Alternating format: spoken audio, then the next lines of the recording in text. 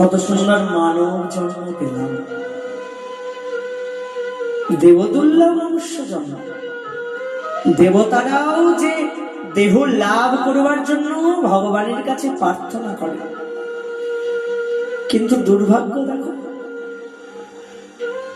মানুষ হয়ে এলাম, কিন্তু মানুষের কি করা উচিত কি করা উচিত নয় সে সম্বন্ধে এখনো কোনো জ্ঞানই হলো না। মনুষ্য জন্ম পাইয়া রাধা কৃষ্ণ না বুঝিয়া জানিয়া শুনিয়া বিষ খাইব।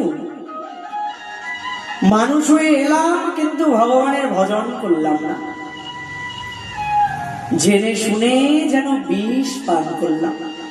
জানলাম, বুঝলাম, বারবার করে সাধুদের মুখ থেকে শুনলাম যে যে খারাপ কথা বলতে নাই, খারাপ কিছু খেতে নাই, খারাপ কথা শুনতে নাই, হরিনাম করা উচিত, হরিনাম ছাড়া আর কোনো ধর্ম নাই, হরিনাম ছাড়া বাঁচবার আর কোনো উপায় নাই। সব জানলাম, সব শুনলাম, কিন্তু ওই যে জানিয়া শুনিয়া বিষ খাইল, সব জেনে বুঝেও যেন বিষ খেলাম গো, যেন বিষ পান করলাম।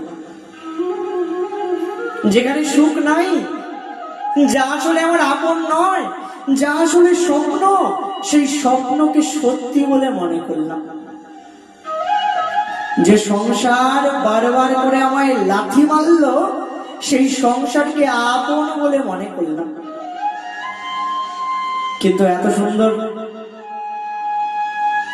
দেহটাকে যখন হারিয়ে ফেললাম, তখন বারবার করে কপালে করা ঘাত করতে লাগলাম, আয় রে, এ আমি কি করলাম?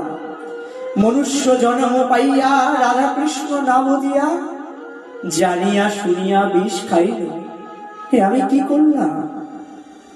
জেনে শুনে যেন বিষ পান করলাম। কি দশা হবে আমার? কপাল চাপড়াচ্ছি, কেন ভজন করি নাই? আজ অনুভব হচ্ছে এত সুন্দর দেহটাকে কেন নষ্ট করে ফেললাম, আজ অনুভব হচ্ছে। তাই তো আজ চিৎকার করে বলছি, ঠাকুর, মনুষ্য জন্ম পাইয়া রাধা কৃষ্ণ না বুঝিয়া জানিয়া শুনিয়া বিষ খাইল। ঠাকুর গো, জেনে শুনে, এখানে কারোর দোষ নাই, সম্পূর্ণ দোষ আমার আমার আমার নিজে। কারণ আমি সব জানলাম, সব বুঝলাম, কিন্তু জেনে বুঝেও আমি বিষই পান করলাম। কেন জানো? তখন না বিষকেই বড় বড় আনন্দ বলে মনে হয়েছে, বিষকেই তখন অমৃত বলে মনে হয়েছে। বিষকে তখন বিষ বলে মনে হয় নাই। বিষকে যদি বিষ বলে মনে হতো তবে তো পান করতাম না। সবাই বুঝিয়েছিল, সাধু মহাত্মাগণ, বৈষ্ণব ঠাকুর, শ্রী গুরুদেব তারা বুঝিয়েছেন, ওরে তুই যা পান করছিস তা আসলে বিষ, বিষে সুখ নাই, বিষ কিন্তু তোকে যন্ত্রণা দেবে। কিন্তু জানো ঠাকুর, সবাই বলল, সব বুঝলাম, সবার কথা শুনলাম, কিন্তু কারুর কথায় তেমন বিশ্বাস হলো না। তাই জেনে বুঝে যেন যেন বিষই পান করলাম। তাই তো আজ এমন করে অনুভব হচ্ছে।